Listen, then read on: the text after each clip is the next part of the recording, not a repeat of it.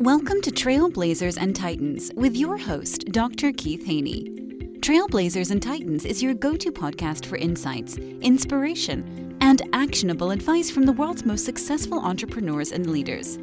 Each episode features in-depth interviews with industry pioneers, innovative thinkers, and business moguls who share their journeys, challenges, and strategies for success.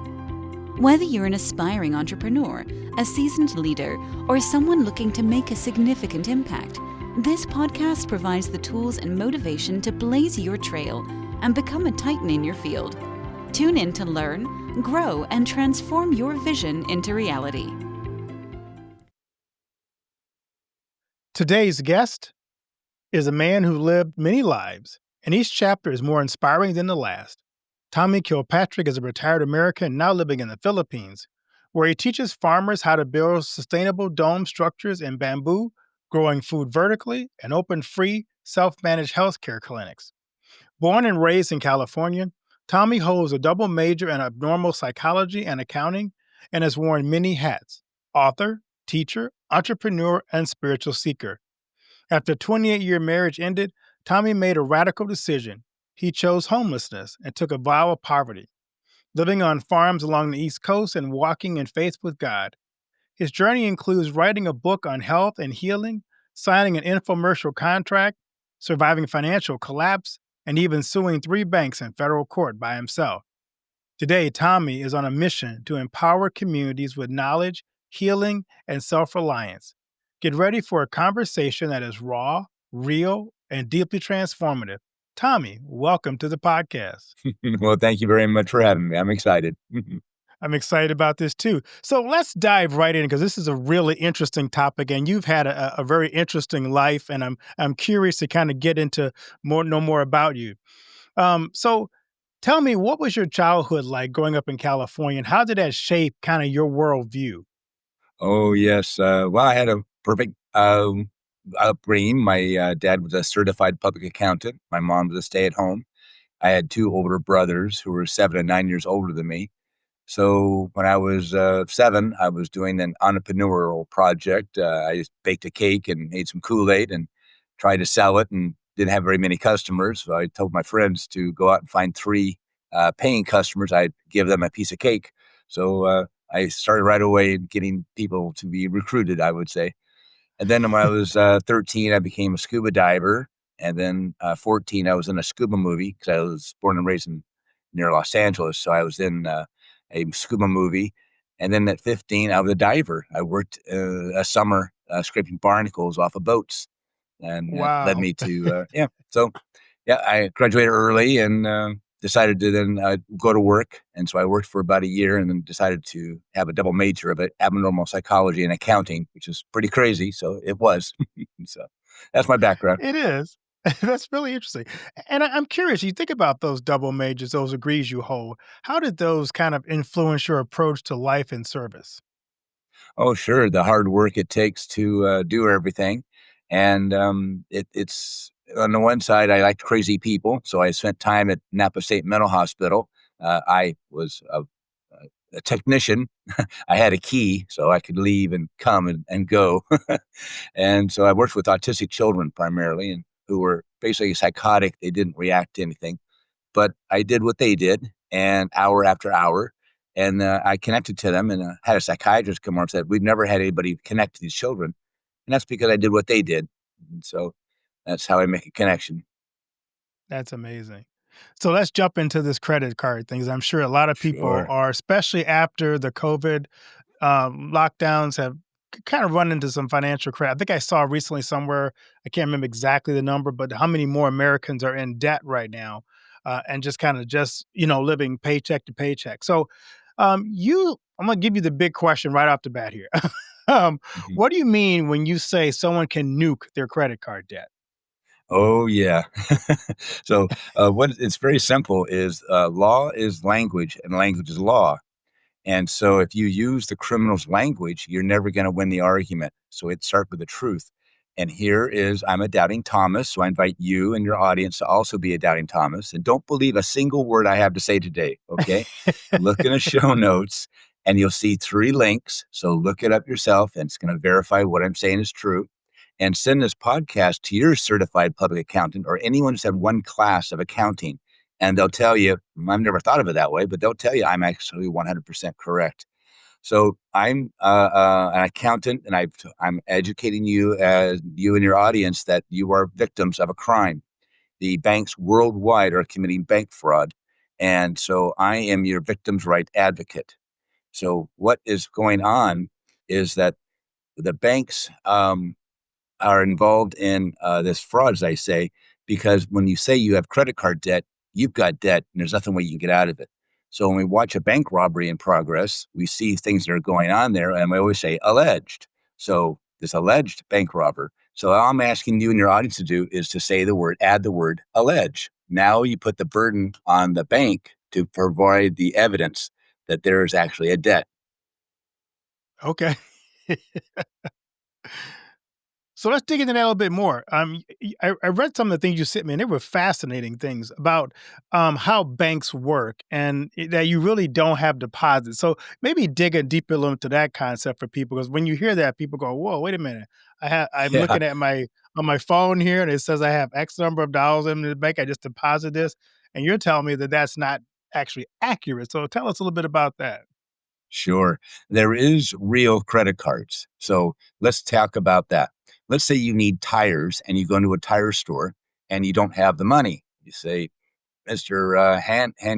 Haney, please just fill out an in-store credit card application and see if you'll get approved. And you're approved. And so you drive away without paying for those tires.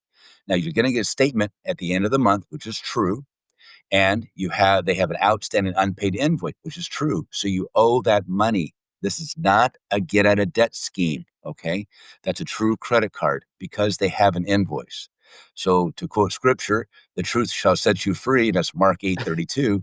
So you've got the truth. So you can't get out of that. But people have come to me and they said, well, I bought tires at Walmart, and you're telling me that's correct.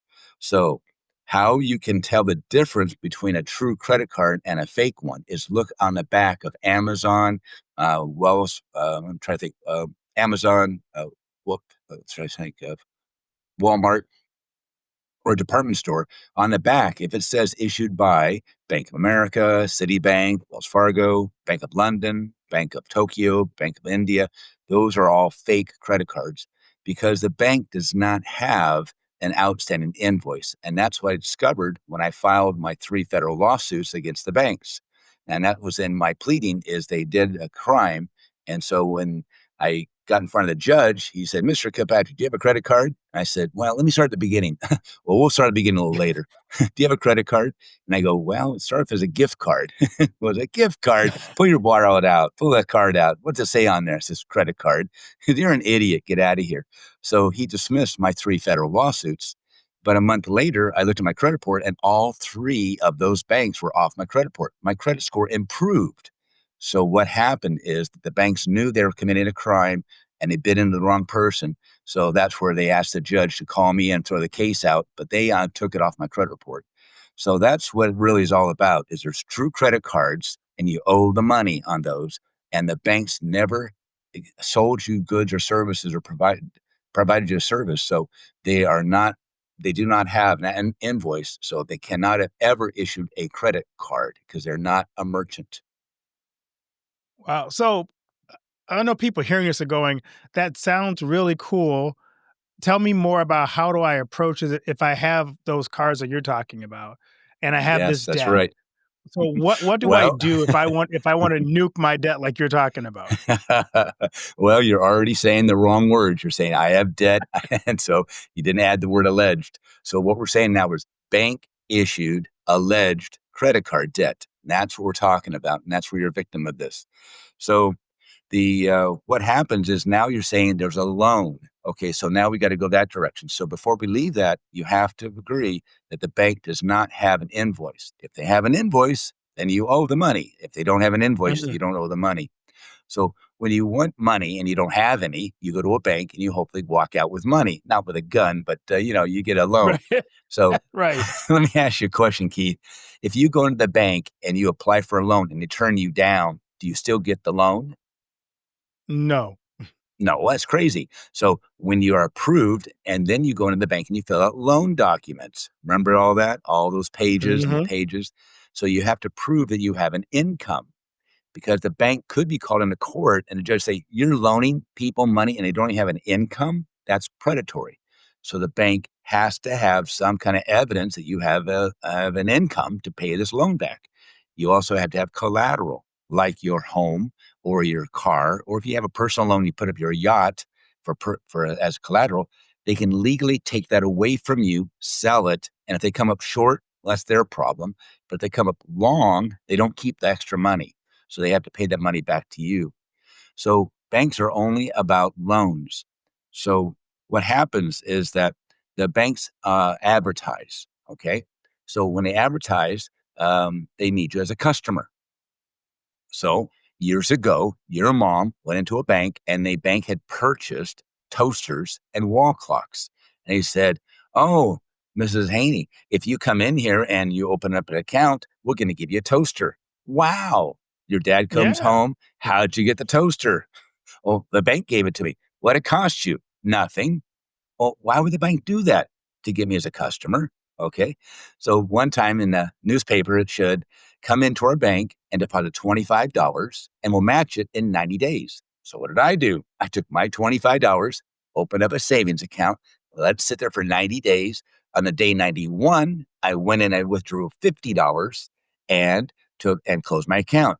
So let me ask you a question, Keith. Did I steal $25 from the bank? No. No, I walked out with 50. Now, was that immoral? Here's the important thing. Was that immoral what I did? Some would say, yeah. Some would say you've kind of no. I guess not because you met the Right, agreement that the bank set, right, which was 90 right, days.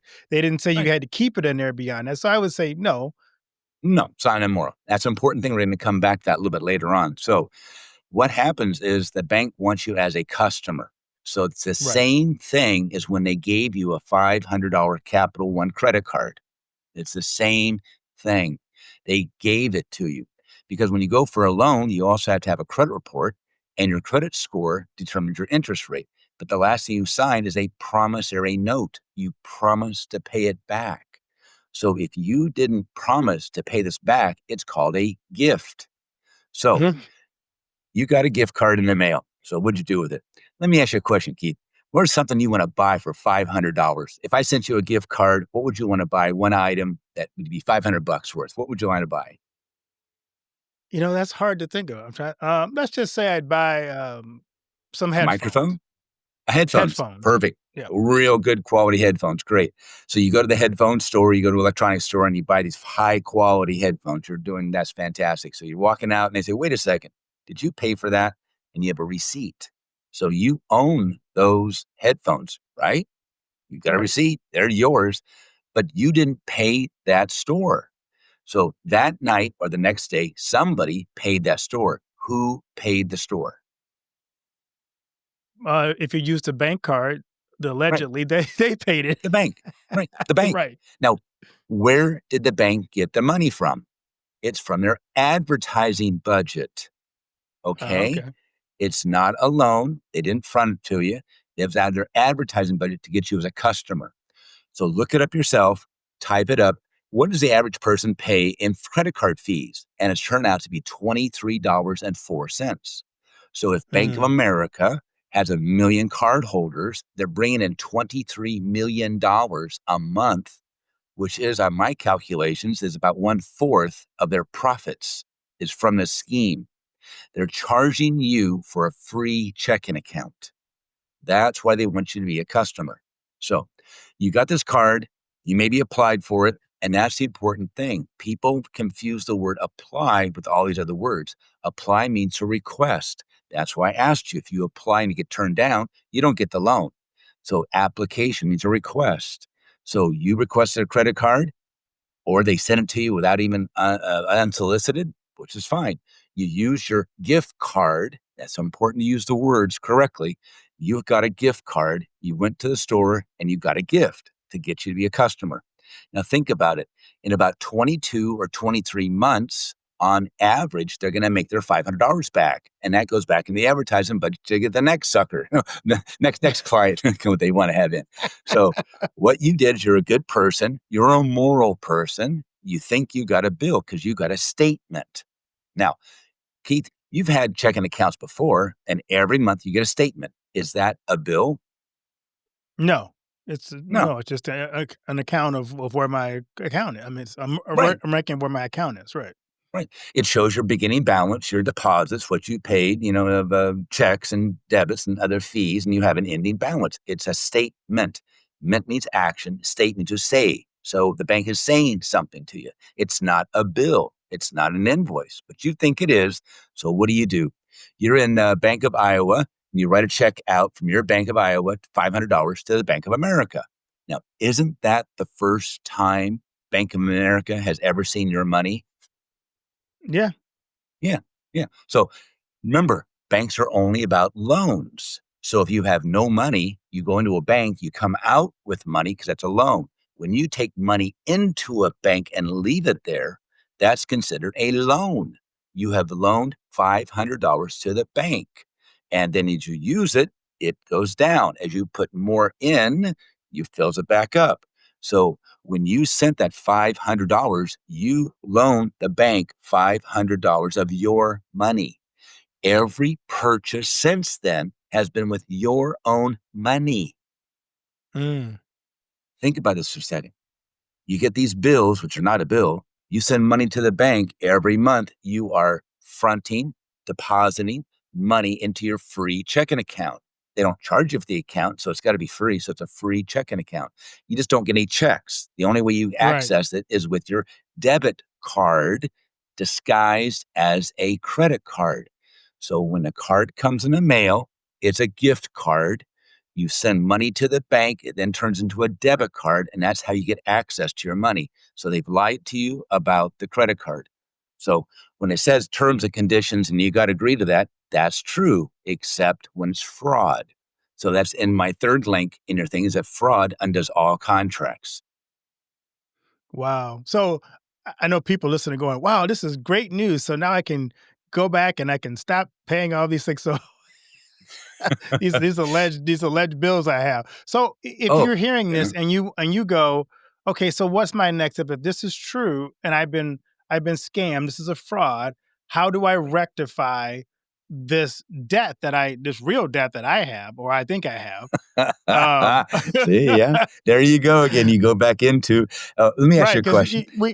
we've been kind of we've been brought into this system and we've been taught this over the years that this is something that you owe. And as you know, people who want to be faithful to especially as a Christian, if I have a debt, we think we need we know that we're supposed to take care of that. So what you're telling people is something that's actually mind blowing in terms of the perception of what we've always been taught and learned. So go ahead. Well, yes, to quote Jeremiah 9:6, you live in the midst of deception. So we are Yeah. living in the midst of deception. Let me ask you a question, Keith. Is it possible that you have been lied to, indoctrinated, and brainwashed, including your audience and me too? Is it possible? Oh, of course it's possible. Well, of course it is. So a lie is a lie, and we know a lie, but what happens if it's told generationally? Now, your mom says, Keith, this is a credit card, and you have to pay the bank back. Don't buy more than you can, or they'll charge you interest, and then you're going to get in trouble, and they're going to sue you and everybody. And so if you do not question that, you and your audience are been brainwashed. I don't do that to insult your audience. So if you start using the word allege, now you're starting to not be brainwashed. So Right. that's what you're talking about is we've done this knee jerk. It's just an automatic reaction. So what do? I'm saying that you are a crime victim. Okay. You have to have evidence of that. What would be the evidence is your credit report. On your credit report, Bank of America's on it. What's it going to say? Credit card, right? Right. We established that the bank was never a merchant. Just think about this. Back 100 years ago, you went into the general store and you said, "Hey, Charlie, I need 5 pounds of flour, a pound of sugar, and I'll pay you when my crops come in." "Oh, yeah, Keith, we got you written down here." "Oh, Charlie, can I borrow $10,000? "What am I, a bank?" You Yeah. go see the bank. So banks are about loans and merchants are about cred. Cred is a Latin word that means to believe that you're going to pay them back. So you need to have your evidence of a crime, and that is your credit report. Okay. So if you're a crime victim, then you've got to report this, right?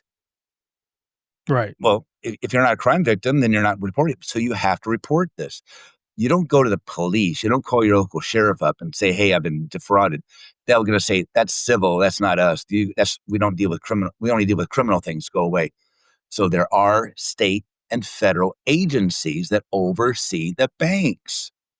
So with your piece of evidence, you send a letter to them complaining. You do it online, but you save a copy.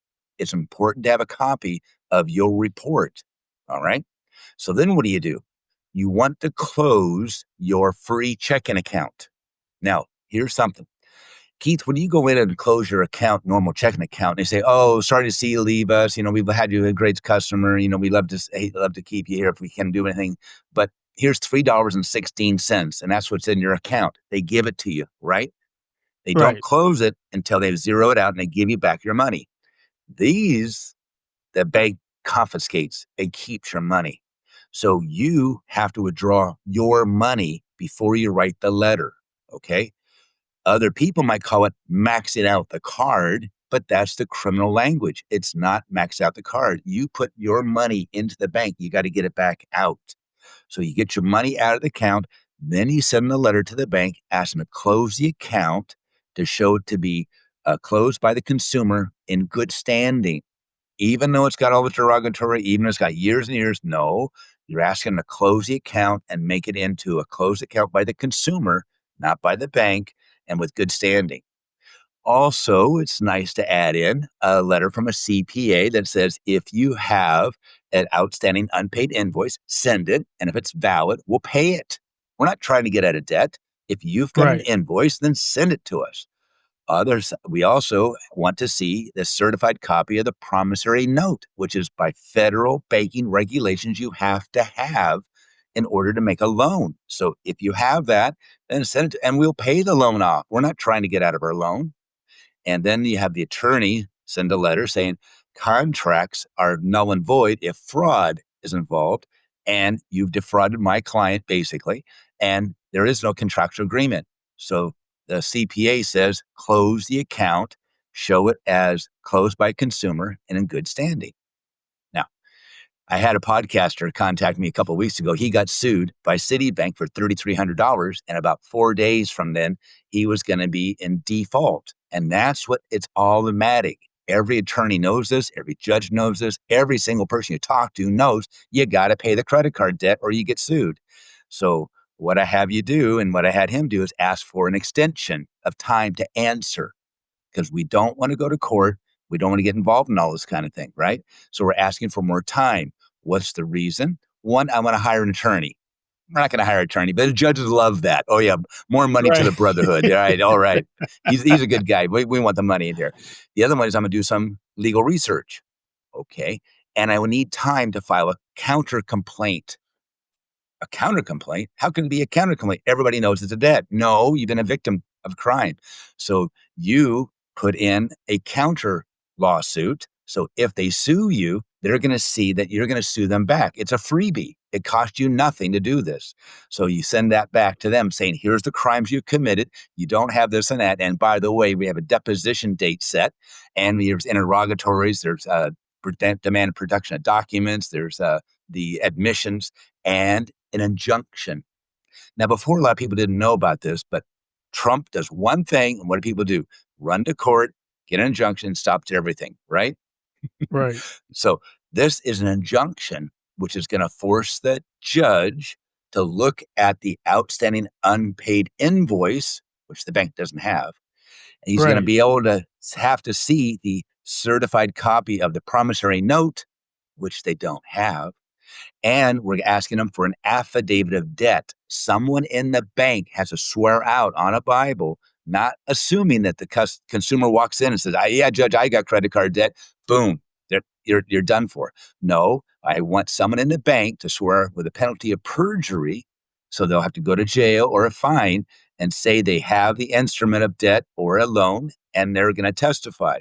If they don't have that, the judge has to find them in contempt of court.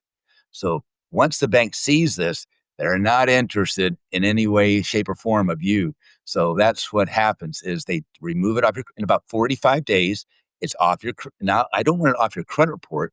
I want to say because it's the time you need that for your score. So we Right. want that good credit on there. So closed by the consumer, but in good standing. Now you say, well, what if they don't do that?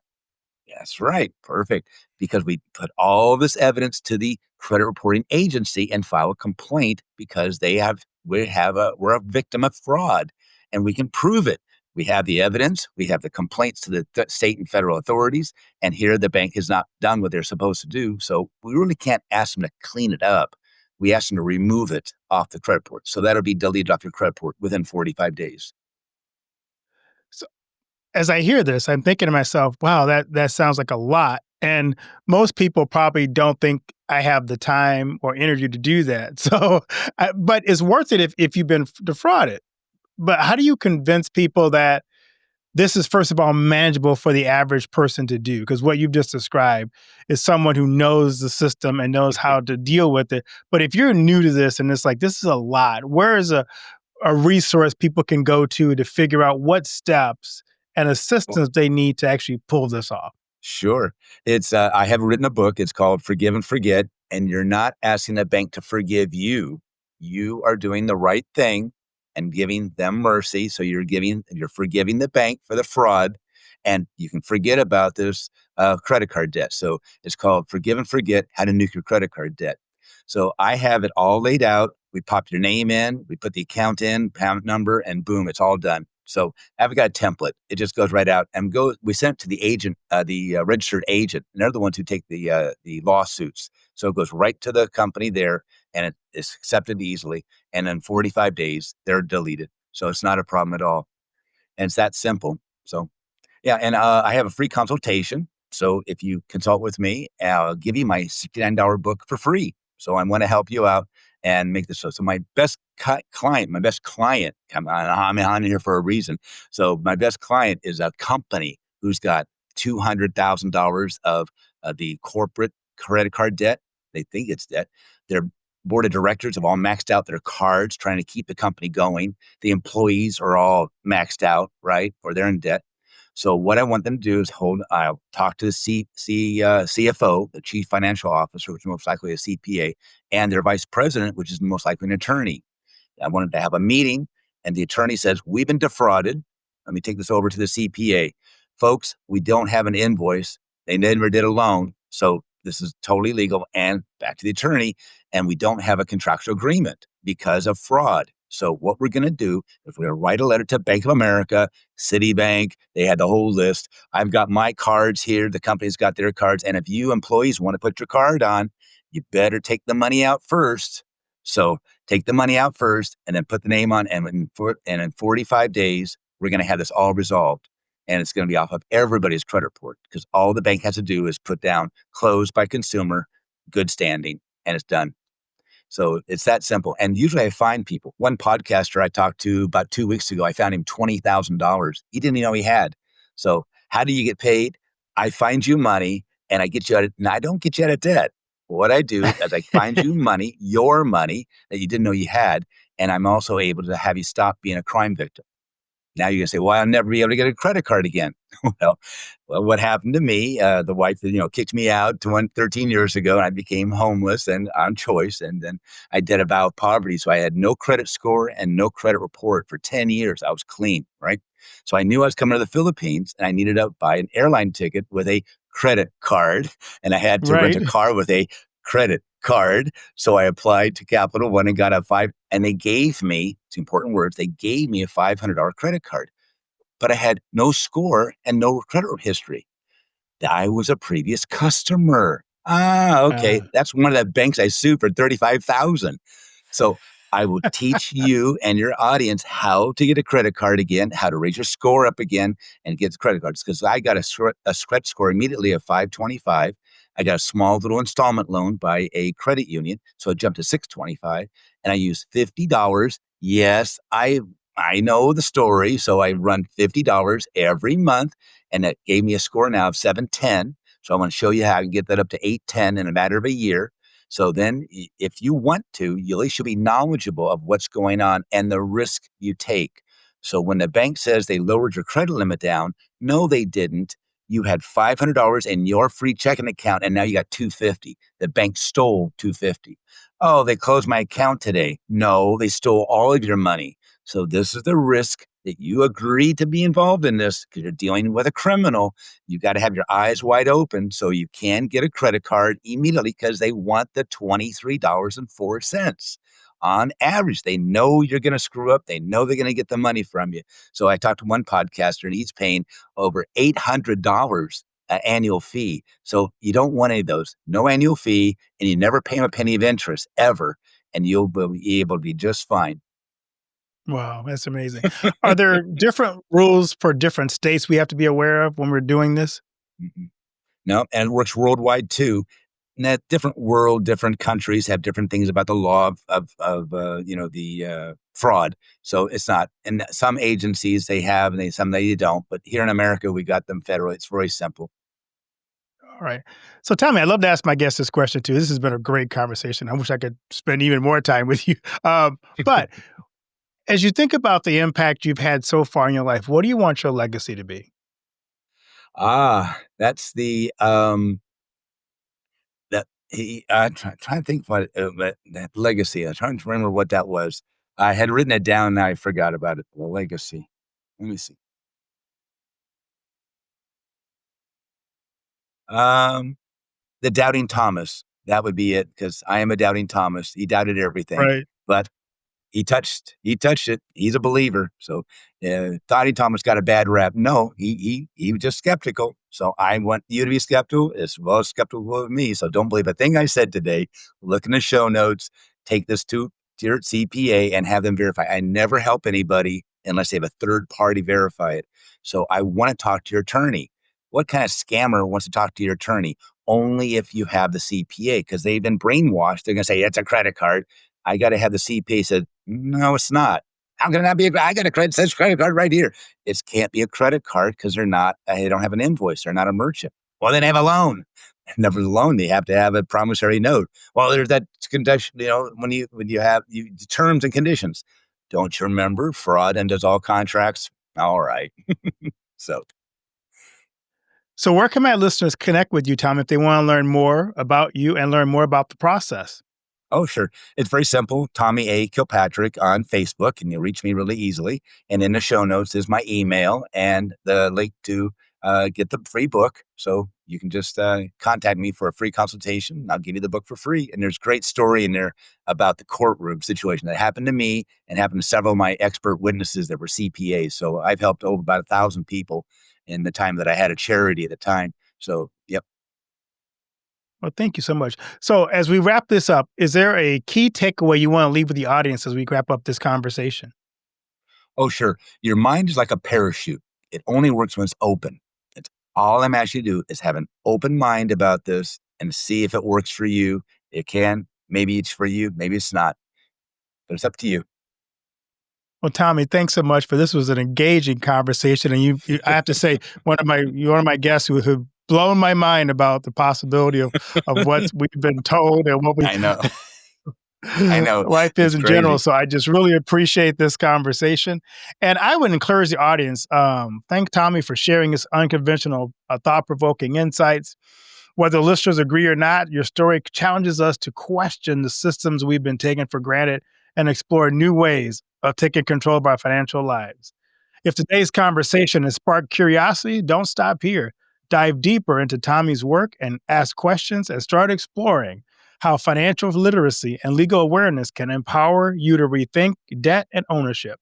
We thank Tommy for being an amazing guest on the podcast.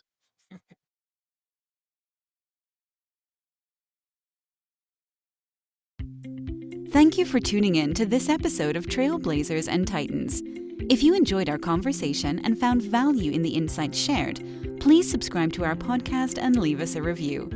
Your feedback helps us reach more listeners and continue bringing you the stories of the world's most inspiring leaders. Don't forget to follow us on social media for updates and exclusive content. Join our community of Trailblazers and Titans, and let's continue to learn, grow, and transform our visions into reality together. Until next time, keep blazing your trail and striving for greatness.